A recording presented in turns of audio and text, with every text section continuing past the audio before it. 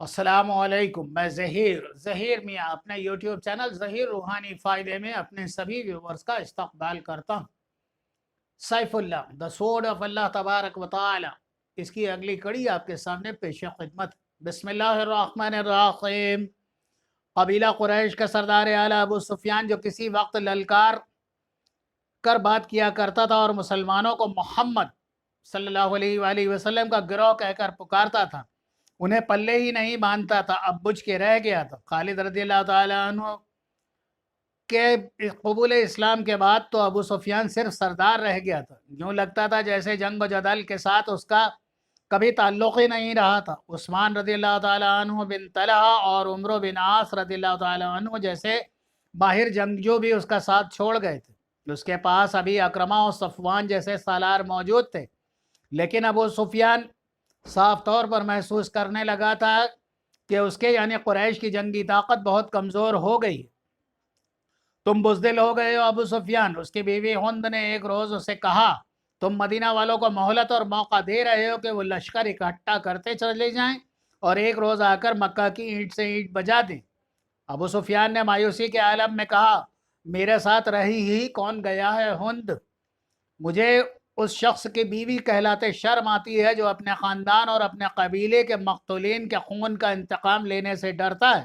ہند نے کہا، میں قتل کر سکتا ہوں۔ ابو سفیان نے کہا، میں قتل ہو سکتا ہوں، میں بزدل نہیں، ڈرپوک بھی نہیں، لیکن میں اپنے وعدے سے نہیں پھر سکتا۔ کیا تم بھول گئی ہو کہ صلح حدیبیہ میں محمد صلی اللہ علیہ وآلہ وسلم کے ساتھ میرا کیا معاہدہ ہوا تھا؟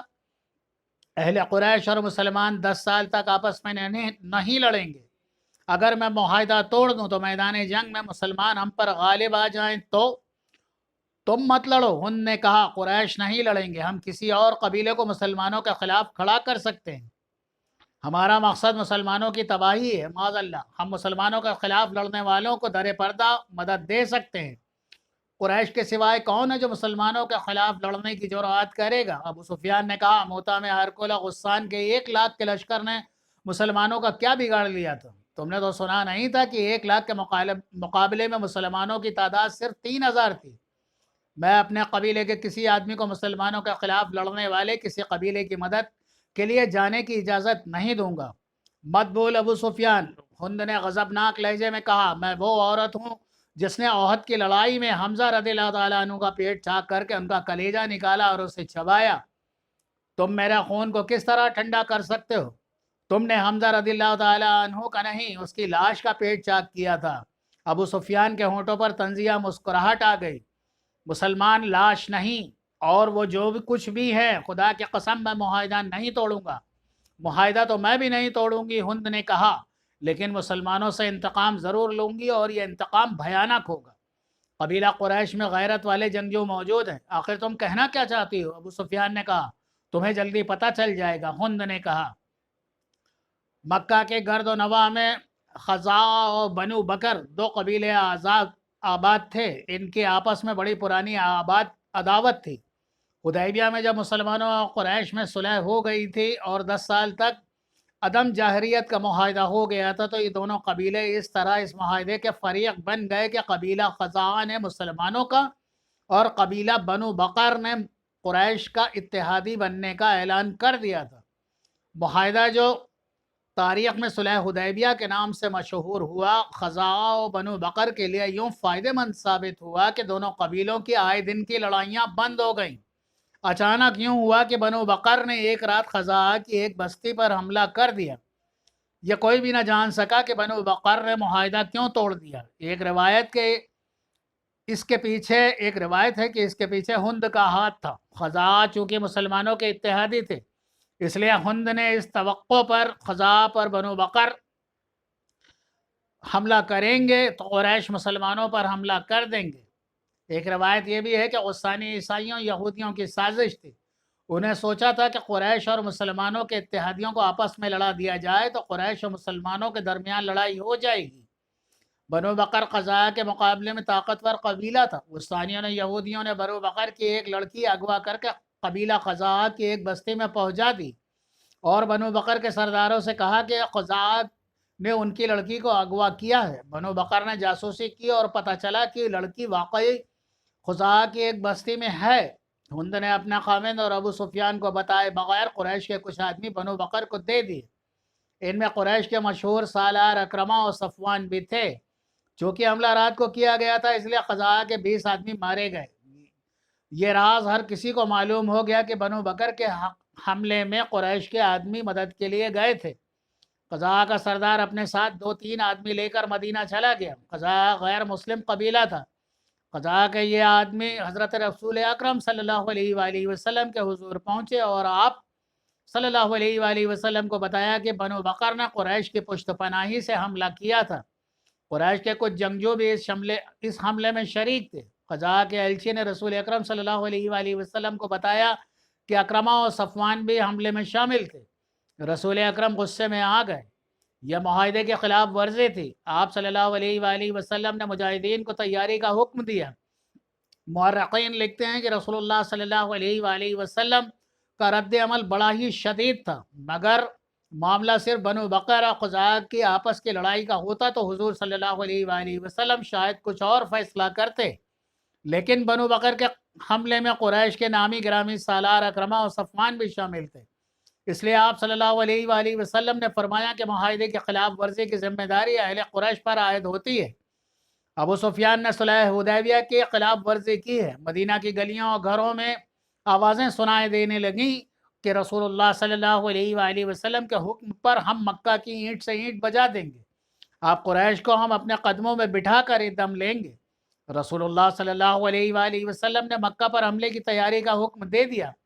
ابو سفیان کو اتنا ہی پتہ چلا تھا کہ بنو بکر نے خزاعہ پر شب خون کی طرز پر حملہ کیا ہے۔ خزاعہ کے کچھ آدمی مارے گئے ہیں۔ اسے یاد آیا کہ اکرمہ اور صفوان صبح سویرے گھوڑوں پر سوار کہیں سے آ رہے تھے۔ اس نے ان سے پوچھا تھا کہ وہ کہاں سے آ رہے ہیں تو انہوں نے جھوٹ بولا تھا کہ وہ گھڑ کے لیے گئے تھے۔ دوپہر کے وقت جب اسے پتہ چلا کہ بنو بکر نے خزاعہ کے پر حملہ کیا ہے تو اس نے اکرمہ اور صفوان کو بلایا۔ تم دونوں مجھے کس طرح یقین دلا سکتے ہو کہ خزاعہ کی بستی پر بنو بکر کے حملے میں تم شریک نہیں تھے؟ ابو سفیان نے ان سے پوچھا کیا تم بھول گئے ہو کہ بنو بکر ہمارے دوست ہیں؟ سفیان نے کہا اگر دوست مدد کے لیے پکارے تو کیا دوستوں کو پیٹ دکھاؤ گے؟ میں کچھ بھی نہیں بولا۔ ابو سفیان نے کہا خدا کی قسم تم بھول گئے ہو کہ قبیلہ قریش کا سردار کون ہے؟ میں ہوں تمہارا سردار، میری اجازت کے بغیر تم کسی اور کا ساتھ نہیں دے سکتے۔ ابو سفیان، اکرمہ نے کہا میں تمہیں اپنے قبیلے کا سردار مانتا ہوں، تمہاری کمان میں لڑائیاں لڑی ہیں، تمہارا ہر حکم مانا ہے، لیکن ہم دیکھ رہے ہیں کہ تم قبیلے کے وقار کو مجروح کرتے چلے جا رہے ہو۔ تم نے اپنے دل پر مدینہ والوں کا خوف طاری کر لیا ہے۔ اگر میں قبیلے کا سردار ہوں تو میں کسی کو ایسا جرم بخشوں گا نہیں جو تم نے کیا ہے۔ ابو سفیان، اکرمہ نے کہا وہ وقت تمہیں یاد ہوگا جب خالد مدینہ کو رخصت ہوا تھا، تم نے اسے بھی دھمکی دی تھی۔ میں نے تم سے کہا تھا کہ ہر کسی کو حق حاصل ہے کہ وہ اس عقیدے کا پیروکار ہو جائے جسے وہ اچھا سمجھتا ہے۔ میں نے تمہیں بھی یہ کہا تھا کہ تم نے اپنا رویہ نہ بدلا تو میں بھی تمہارا ساتھ چھوڑنے اور محمد صلی اللہ علیہ وآلہ وسلم کی اطاعت قبول کرنے پر مجبور ہو جاؤں گا۔ کیا تم نہیں سمجھتے کہ بے وقار لوگ اپنے عہد کے خلاف ورزی نہیں کیا کرتے؟ ابو سفیان نے کہا تم نے بنو بکر کا ساتھ دے کر اور مسلمانوں کا اتحادی قبیلہ پر حملہ کر کے اپنے قبیلے کا وقار تباہ کر دیا ہے۔ اگر تم یہ سوچ رہے ہو کہ محمد صلی اللہ علیہ وآلہ وسلم نے مکہ پر حملہ کر دیا تو تم حملہ پسپا کر دو گے تو تم خوش فہمی میں مبتلا ہو۔ کون سے میدان میں تم نے مسلمانوں کو شکست دی ہے؟ کتنا لشکر لے کر تم نے مدینے کو محاصرے میں رکھا، لیکن وہاں سے پسپائی کا حکم تو تم نے ہی دیا تھا۔ صفوان نے کہا تم نے ہار مان لی تھی، میں تم جیسے ضدی اور کوتاہ بین آدمیوں کے پیچھے پورے قبیلے کو ذلیل و خوار نہیں کراؤں گا۔ ابو سفیان نے کہا میں مسلمانوں کے ساتھ ابھی چھیڑ خانی نہیں کر سکتا۔ میں محمد صلی اللہ علیہ وآلہ وسلم کو بتانا چاہتا ہوں کہ ہمارے ایک دوست قبیلے نے مسلمانوں کے ایک دوست قبیلے پر حملہ کیا ہے اور اس میں قریش کے چند آدمی شامل ہو گئے تھے، تو اس کا یہ مطلب نہ لیا جائے کہ میں نے معاہدے کے خلاف ورزی کی ہے۔ میں محمد صلی اللہ علیہ وآلہ وسلم کو بتاؤں گا کہ قبیلہ قریش حدیبیہ کے معاہدے پر قائم ہے۔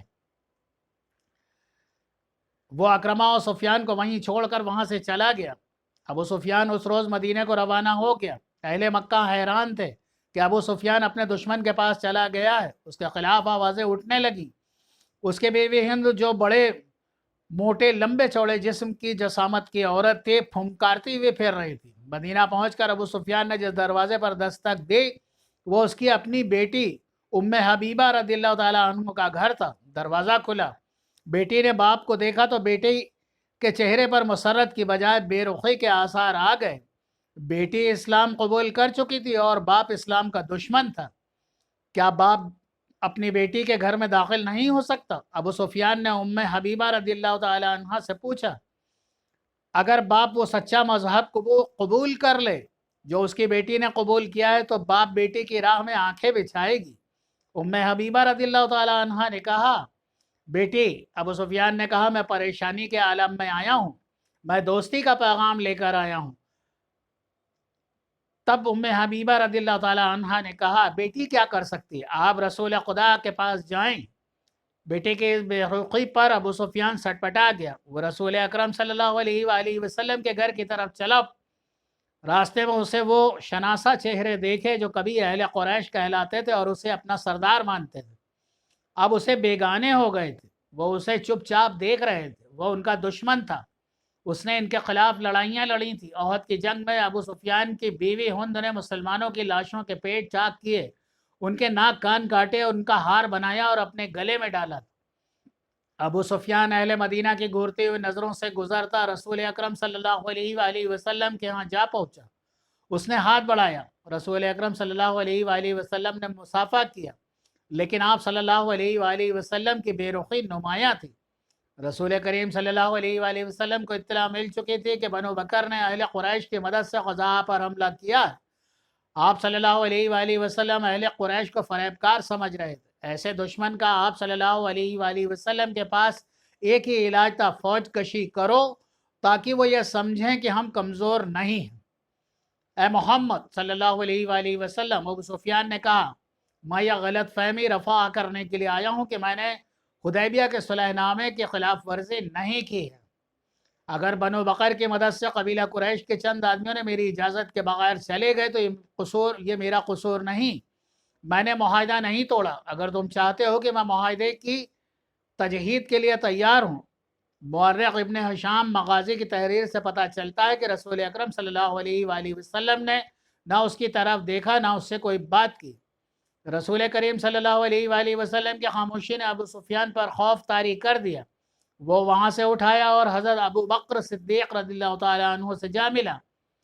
محمد صلی اللہ علیہ وآلہ وسلم میری کوئی بات سننے پر آمادہ نہیں۔ ابو سفیان نے ابو بکر رضی اللہ تعالیٰ عنہ سے کہا، تم ہم میں سے ہو؟ ابو بکر رضی اللہ تعالیٰ عنہ، خدا کی قسم، ہم گھر آئے مہمان کے ساتھ ایسا سلوک نہیں کیا کرتے کہ اس کی بات بھی نہ سنیں۔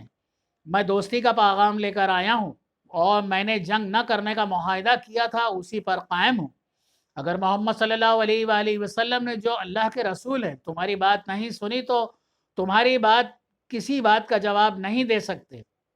ابو بکر رضی اللہ تعالیٰ عنہ نے کہا، ہم اس مہمان کی بات سنا کرتے ہیں جو ہماری بات سنتا ہے۔ ابو سفیان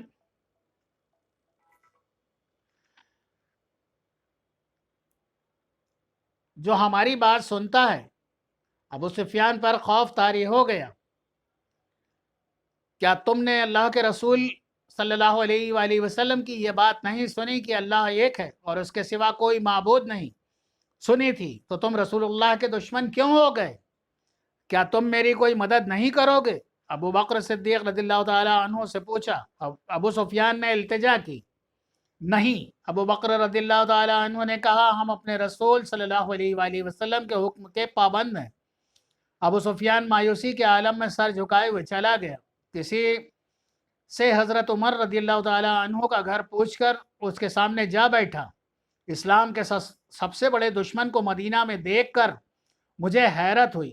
عمر رضی اللہ تعالیٰ عنہ نے کہا، خدا کی قسم تم اسلام قبول کرنے والوں میں سے نہیں۔ ابو سفیان نے عمر رضی اللہ تعالیٰ عنہ کو مدینہ میں آنے کا مقصد بتایا اور یہ بھی کہ رسول کریم صلی اللہ علیہ وآلہ وسلم نے اس کے ساتھ بات تک نہیں کی اور ابو بکر رضی اللہ تعالیٰ عنہ نے بھی اس کی مدد نہیں کی۔ اگر میرے پاس چیونٹوں جیسی کمزور فوج ہو تو بھی تمہارے خلاف لڑوں گا۔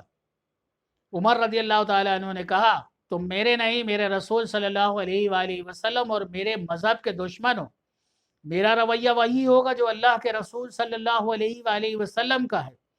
ابو سفیان فاطمہ رضی اللہ تعالی عنہ سے ملا، حضرت علی رضی اللہ تعالی عنہ سے ملا، لیکن کسی نے بھی بات نہ سنی۔ وہ مایوس اور نامراد مدینہ سے نکلا۔ اس کے گھوڑے کی چال اب وہ نہیں تھے جو مدینہ کی طرف آتے وقت تھی۔ گھوڑے کا بھی جیسے سر جھکا ہوا تھا، وہ مکہ کو جا رہا تھا۔ رسول خدا صلی اللہ علیہ وآلہ وسلم نے اس کے جانے کے بعد ان الفاظ میں حکم دیا کہ مکہ پر حملے کے لیے زیادہ سے زیادہ فوج تیار کی جائے۔ آپ کے حکم میں خاص طور پر شامل تھا کہ جنگی تیاری اتنی بڑے پیمانے پر ہو کہ مکہ والوں کو فیصلہ کن شکست دے کر قریش کو ہمیشہ کے لیے تحت کر لیا جائے۔ اس کے علاوہ حضور اکرم صلی اللہ علیہ وآلہ وسلم نے فرمایا کہ کوچ بہت تیز ہوگا، اسے ایسا خفیہ رکھا جائے گا کہ مکہ والوں کو بے خبری میں دبوچ لیا جائے یا مکہ کے قریب اتنی تیزی سے پہنچا جائے کہ قریش کو مہلت نہ مل سکے کہ وہ اپنے اتحادی قبائل کو مدد کے لیے بلا سکیں۔ انشاءاللہ تعالی اگلی نشست میں بقیہ چیز پیش کی جائے گی۔ تب تک کے لیے اللہ حافظ، اور ایک عدد سبسکرائب، لائک، شیئر تو بنتا ہی ہے۔ دعاؤں کے ساتھ اللہ حافظ۔